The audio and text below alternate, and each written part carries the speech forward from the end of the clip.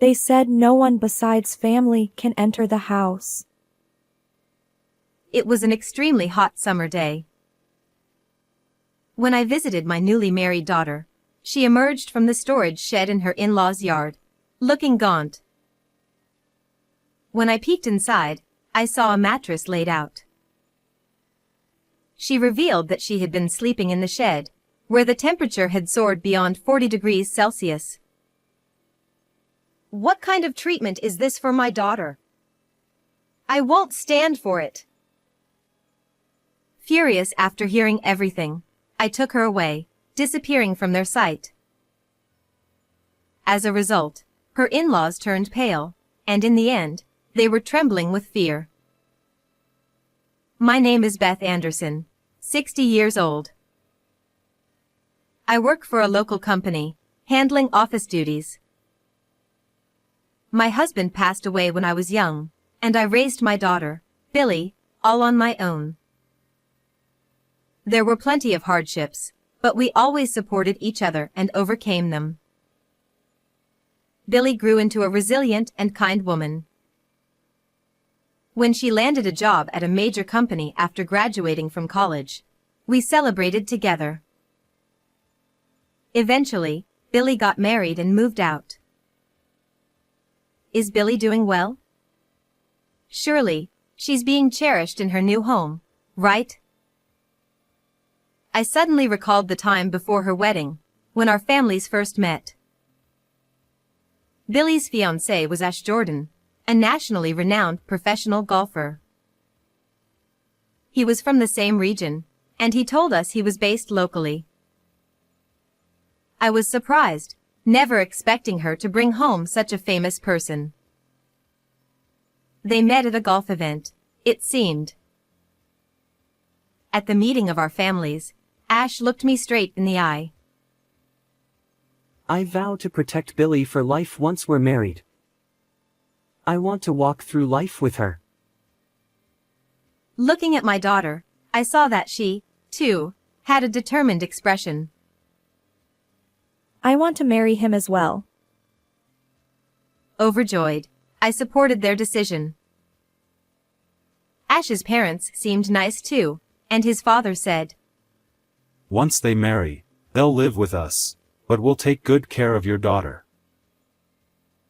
I was confident that I could entrust my beloved daughter to them. So, Billy married into their family, moving 3 hours away from me. Their wedding was grand, with many of Ash's sponsors attending. Though I felt lonely after Billy left, I consoled myself, knowing she was happy. For a while after Billy got married, she would reply immediately whenever I messaged her to ask how she was doing. However, about a month into her marriage, her responses started to taper off. Concerned, I checked Ash's official social media, and they seemed to be attending various events and parties together, looking like a happy couple. Seeing pictures of Billy smiling put my mind at ease. I convinced myself that no news was good news.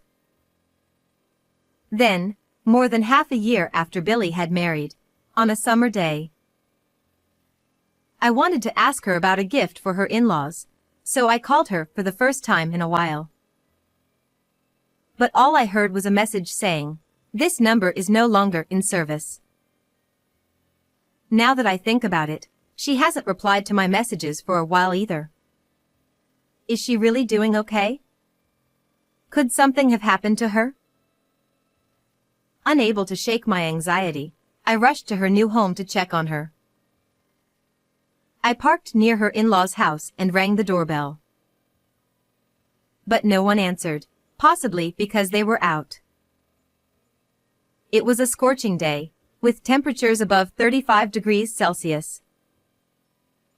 Wiping away the sweat, I pressed the doorbell again. Suddenly, I heard a thud from the yard. Panicked, I hurried to the garden, wondering if someone was there. What? Billy. There she was, crawling out of the storage shed.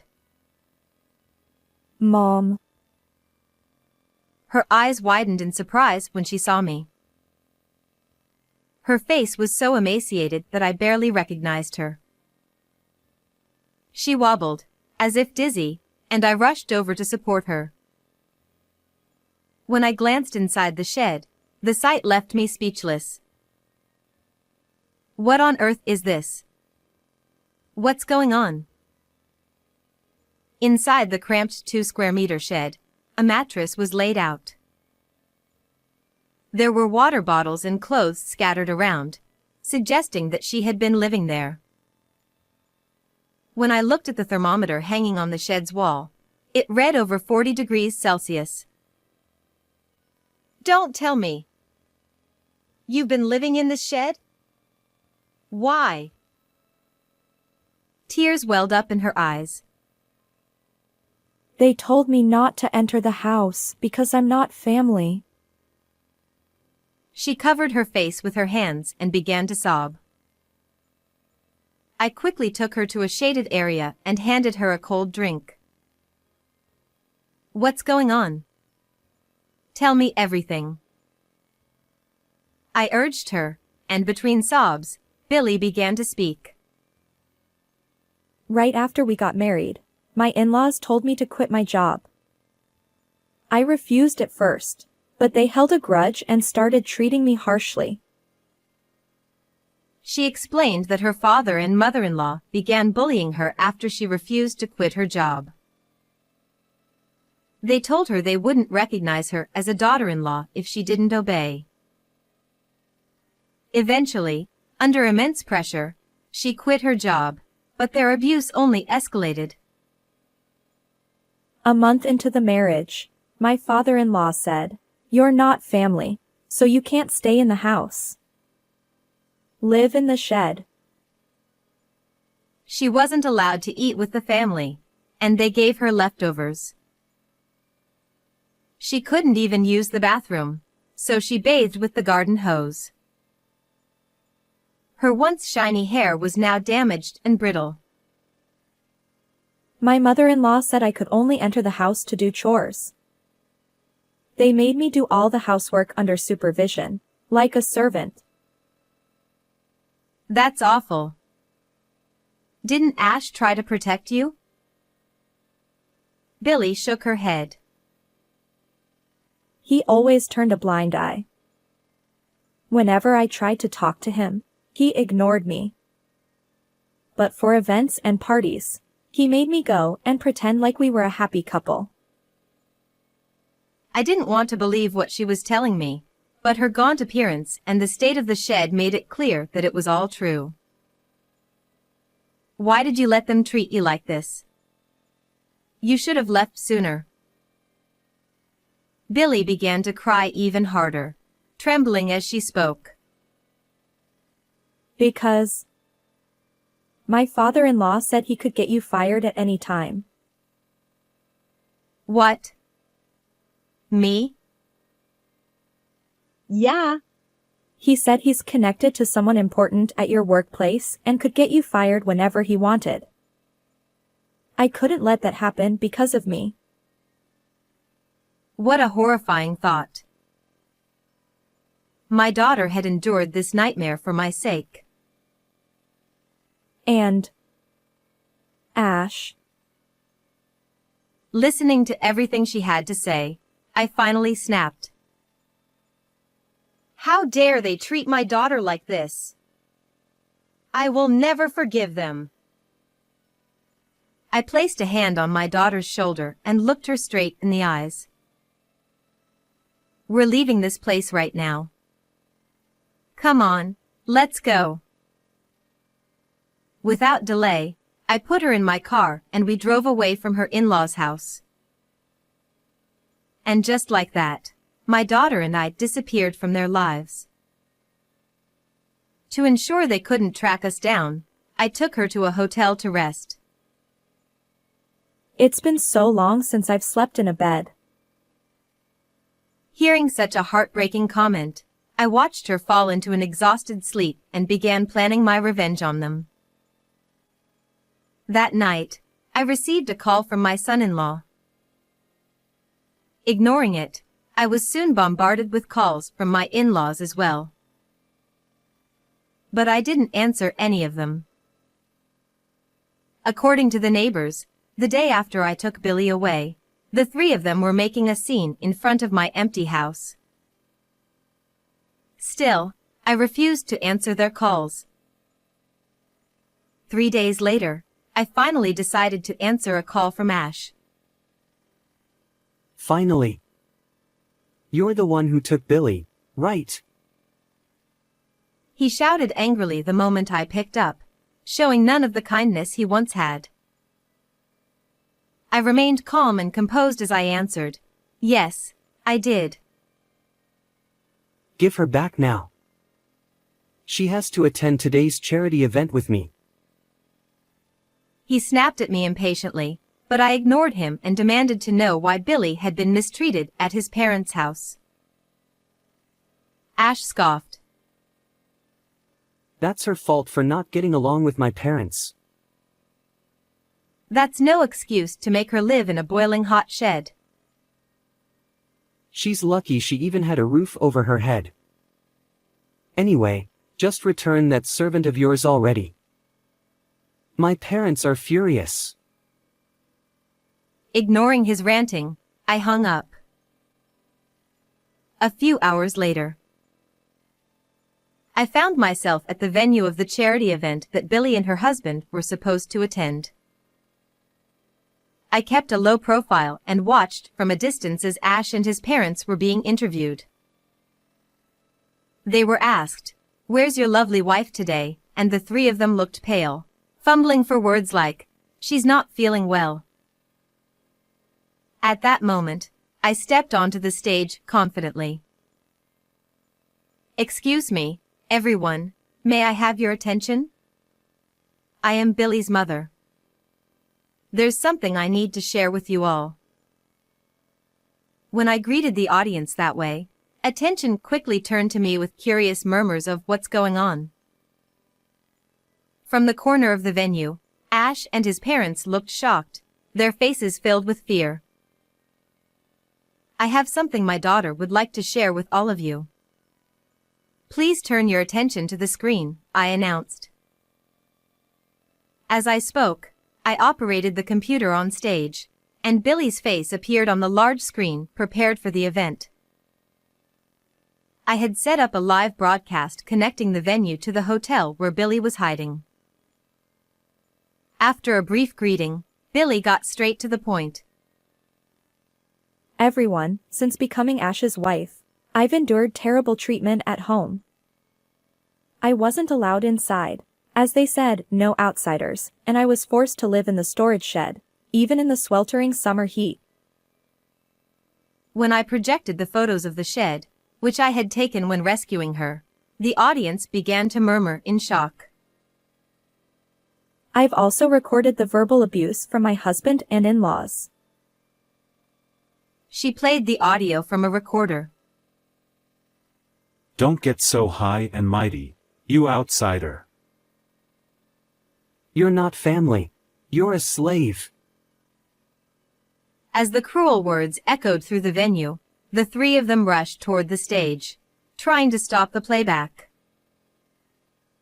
But the other participants blocked their path, preventing them from interfering. This is all fake. Everyone, it's a lie. In desperation, Ash shouted, but I calmly played the phone recording from earlier. She should be grateful she even has a roof over her head. Anyway, return that servant of yours immediately. His voice echoed across the room, and Ash's face, which had been red with anger, turned pale. I took a deep breath and grabbed the microphone.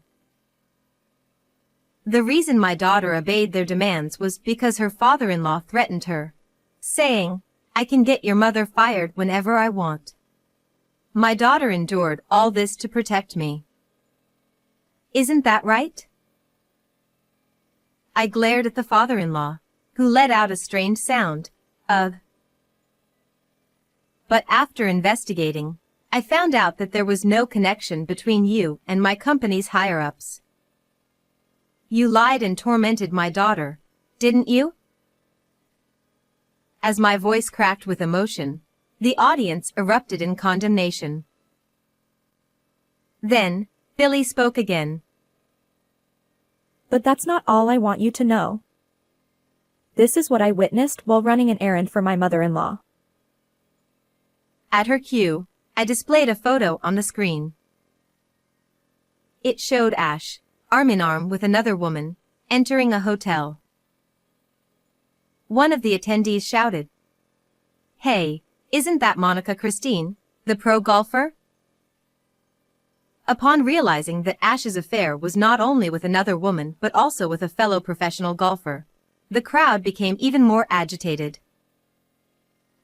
Billy continued calmly. I was betrayed by my husband and mistreated by my in-laws. I can't take it anymore. I'm divorcing my husband and cutting ties with his family. Ash and his in-laws shrank under the glares and condemnation from the crowd at the charity event. At that moment, a man stepped forward. It was Joshua, the CEO of a major local company and Ash's top sponsor. Ash's face lit up, but Joshua spoke angrily. Ash, I'm very disappointed. To think you would treat the daughter of my old friend this way. What? Your friend's daughter? Yes, Joshua and I were classmates and close friends. We reconnected at your wedding. No way. Ash and his parents turned deathly pale, trembling uncontrollably. With a twisted smile, Joshua declared, Ash, I'm pulling my sponsorship. No. Please, Joshua, reconsider. Right after Ash's plea, voices echoed from the audience. We're pulling out too. So are we, as one sponsor after another followed suit. Ash and his in-laws, now panicked and pale, rushed over to Billy and fell to their knees. Billy, I'm sorry. Please forgive me. I'll end things with her, and I'll treat you right from now on. But even as they groveled, my daughter only shook her head. Then, they turned to me. Please, convince Joshua to reconsider. If I lose my sponsorships, I won't be able to continue as a professional golfer. I raised my voice firmly. I will never forgive you for what you did to my daughter. I don't care what happens to any of you.